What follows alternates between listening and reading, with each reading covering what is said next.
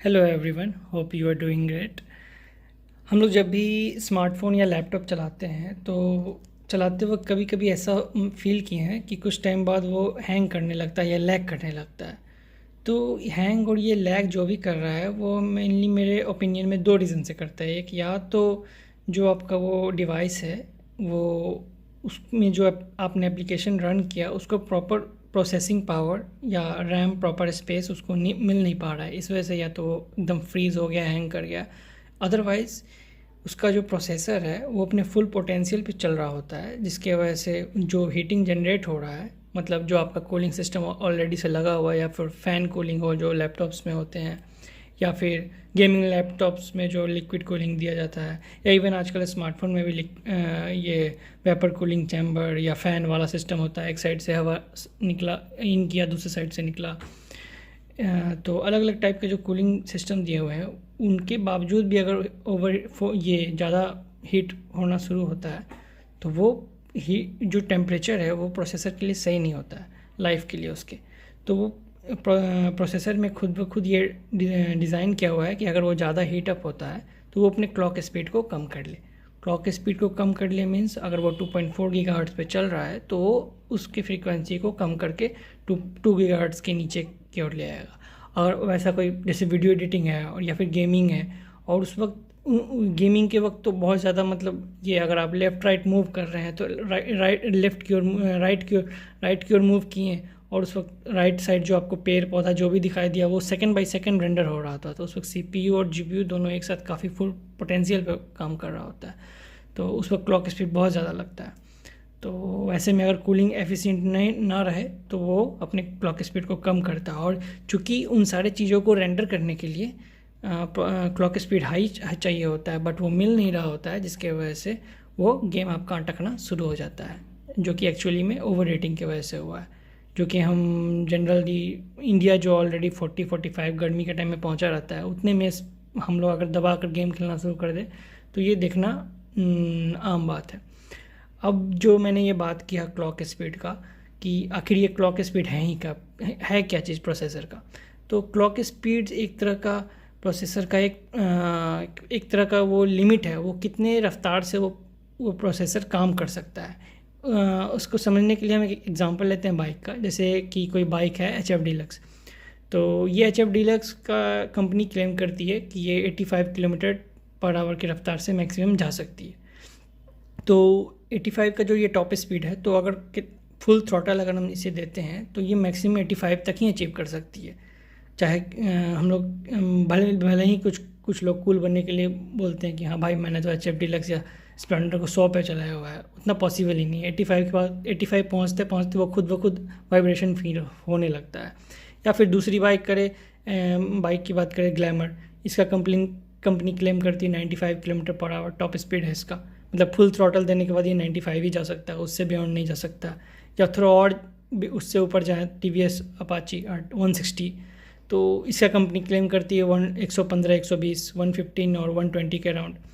तो इसमें ये जो इसका थ्रॉटल है, थ्रॉटल देने पे ये 120 तक ही 115 या 120 तक ही जा सकता है। तो ये सारा जो आप इस बाइक का जो टॉप स्पीड मैंने बताया एच एफ डीलक्स का 85 या फिर ग्लैमर का 95, 100 के अराउंड, या फिर इवन ये अपाची का 115, 120 के अराउंड, तो ये सभी समझिए एक तरह का इन बाइक्स का ये क्लॉक स्पीड है, ये मैक्सिमम उतने तक अचीव कर सकती है फुल पोटेंशियल पे।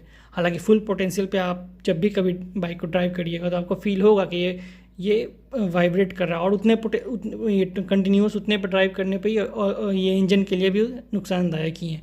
इसे जनरली कहा जाता है इकॉनमी में चलाने के लिए 30 से 50 के अराउंड। तो ये क्लॉक स्पीड से आप ये प्रोसेसर के क्लॉक स्पीड को आप ये बाइक के टॉप स्पीड से कंपेरिजन एक तरह का कर सकते हैं कि जिस तरह बाइक का अपना एक टॉप स्पीड होता है कि हाँ वो 95, 80 या 120 तक वो रन कर सकता है, उसी तरह स्मार्टफोन में एक क्लॉक स्पीड होता है जो उसको दिया जाता है, मतलब कि वो 2 गीगाहर्ट्ज़ या 2.4 या 3 गीगाहर्ट्ज़, या फिर अभी स्नैपड्रैगन का 8 एलीट जेन 5 आ रहा है वो 4.6 गीगाहर्ट्ज़ तक रन कर। और यही जो क्लॉक स्पीड है जब अपने फुल पोटेंशियल पे रन करते रहता है कोई स्मार्टफोन या लैपटॉप, कुछ भी गेम खेलते वक्त हो या वीडियो एडिटिंग कुछ भी, तो उस वक्त अगर ये फुल पोटेंशियल पे रन कर रहा है और कूलिंग एफिशिएंटली नहीं हो पा रहा है, इसको टेम्परेचर राइज करते जा रहा है, तो प्रोसेसर को बचाने के लिए ये अपना क्लॉक स्पीड खुद ब खुद कम कर लेता है, जिसकी वजह से गेम हमें लैग या अटकना या एकदम से फ्रीज़ हो जाना, ये सब देखने को मिल सकता है। तो ये था प्रोसेसर का वो क्लॉक स्पीड क्या होता है। अब इसमें जो कूलिंग टेक्निक्स यूज होते हैं, जैसे कि लैपटॉप में फ़ैन्स है और स्मार्टफोन में वेपर कूलिंग चैम्बर्स और भी बहुत सारा ये हीट पाइप छोटा सा एक दिया जाता है। तो इन सब को समझने के लिए कूलिंग को बाइक के कुछ एग्जांपल से हम समझते हैं। फर्स्ट एग्जांपल की बात करें तो बाइक में ये एक एयर कूलिंग सिस्टम होता है। जैसे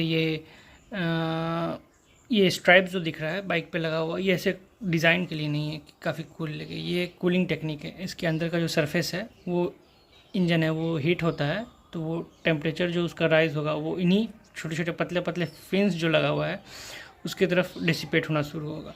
और जैसा कि हम लोग जानते हैं, जब हम लोग गाड़ी चलाते रहेंगे तो हवा इन्हीं के बीच आके इसको ठंडा करता है। वो कैसे, जब हम लोग मुंह खोलकर, बड़ा सा मुंह खोल के ठंड में हवा निकालने की कोशिश करते हैं करके, तो गर्म हवा निकलता है। वहीं मुंह को अगर छोटा कर दे और फूंक मारने की कोशिश करते हैं तो फूंक करके एक ठंडा सा हवा निकलता है।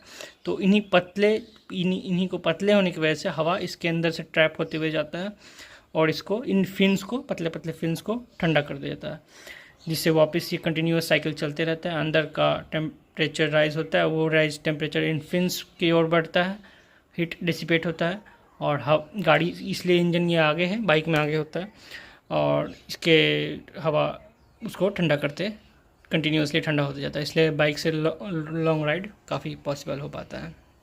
और ये इन फिन्स को ये मत समझिएगा कि ये छोटा और पतला होने से ज़्यादा कुछ मेजर डिफरेंस क्रिएट नहीं कर पाता है। बहुत ही मेजर, ये दिखने में पतला है बट बहुत ही मेजर डिफरेंस क्रिएट करता है। इसका अच्छा एग्जांपल आप फार्मूला 1 के कार रेस से समझ सकते हैं। उसमें पीछे एक ऐसा फ्लैप बना रहता है ताकि वो हवा का रेजिस्टेंस उस पर मिलते रहे और वो ज़मीन से जुड़ा रहे। लेकिन उसी फार्मूला 1 के ट्रैक में एक DRS जोन होता है, ड्रैग रेजिस्टेंस सिस्टम होता है शायद। उस DRS जोन में ड्राइवर को अलाउ किया जाता है कि वो अपनी मर्जी से, मतलब टीम से के परमिशन से, जब एक सर्टेन जहाँ पे वो लेना चाहे उस फ्लैप को ऐसे, वो जो ऐसे है उसको सर्टेन ऐसे कर सकता है जिससे हवा का रेजिस्टेंस उसको मिलना कम हो जाए और स्पीड उसको तुरंत से एक बूस्ट मिले। तो एक छोटा सा, एक हल्का सा फ्लैप जो स्पीड को उतना बूस्ट दे सकता है, तो समझ सकते हैं आप, ये छोटा छोटा जो फ्लैप्स इसमें लगा हुआ है वो इस इंजन को कूल करने में कितना काम देता होगा।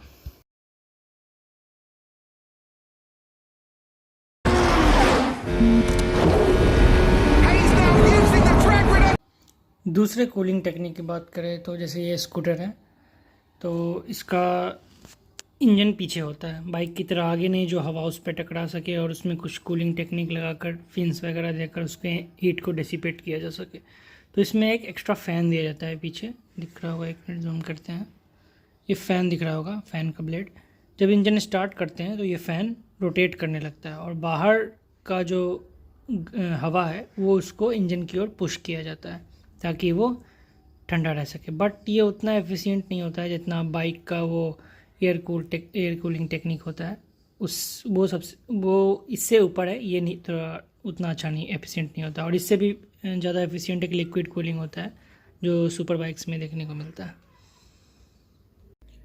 तीसरा कूलिंग लिक्विड कूलिंग होता है और ये बाइक के तीनों कूलिंग टेक्निक में सबसे ज़्यादा एफिशिएंट होता है, बट ये ऑलवेज सुपर बाइक्स में ही देखने को मिलता है। जैसे सुजुकी का Hayabusa, top speed 300 kilometre per hour का। इतने स्पीड में माइंड रिफ्लेक्स देगा भी कैसे, पता नहीं, लोग कैसे ही ड्राइव करते होंगे इसको।